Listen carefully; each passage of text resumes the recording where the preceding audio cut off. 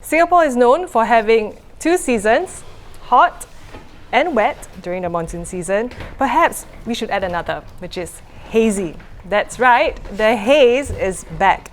And to tell us why, I have environment correspondent Audrey with me.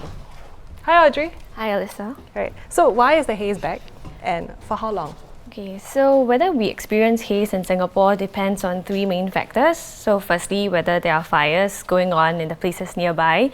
The second one would be wind direction. And the third would be weather conditions over Southeast Asia. So right now, all three factors have aligned themselves to lend themselves to increased probability of haze happening in Singapore. So in terms of point one, which is the number of fires, this has been going up. So yeah, I think earlier this week, NEA said, the National Environment Agency said it detected 380 hotspots in Sumatra. This has jumped to 537 as of yesterday, where I think people could literally see the smoke haze in Singapore. And secondly, wind direction. We are now in the middle of our southwest monsoon season, which means the winds are coming from the south, where Indonesia is located. So the winds are kind of blowing the smoke haze up to us. And the third one would be weather conditions. So right now we are experiencing drier than usual weather because of a climate phenomenon known as the Indian Ocean Dipole. We're in a positive phase of it, and this means that hotter and drier weather would prevail over our region. So like all these three factors have lined up, and that's why we've been experiencing haze in Singapore recently. How long this will continue for, we are not really sure. Weather forecasts in the tropics are usually only for a few days at most.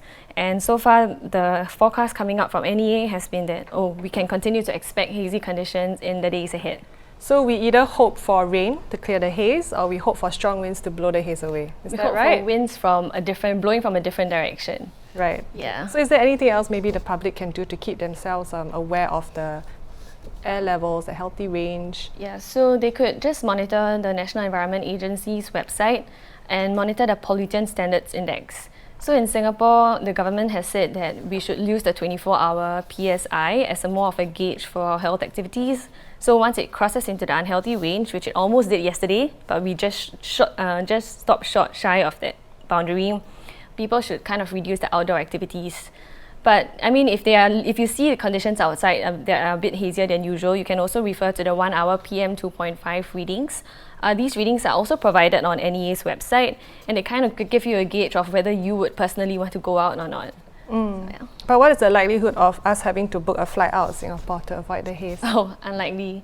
So in 2015, which was the last time we experienced severe haze conditions, things got really bad, and it was for 2 months. So experts that I spoke to said this is unlikely that this would happen this year. So in 2015, the reason why the haze was so bad was also because of another climate phenomenon called El Nino. So like that kind of made the fires in Indonesia burn harder and for much longer. And there was also no rain to help extinguish those fires. So right now we are also experiencing drier than usual weather, but it's not likely to be as bad as in 2015. So I think, we can just stay in Singapore for now. And let's hope it all blows over. Yes. Thank you so much, Audrey. Thank you.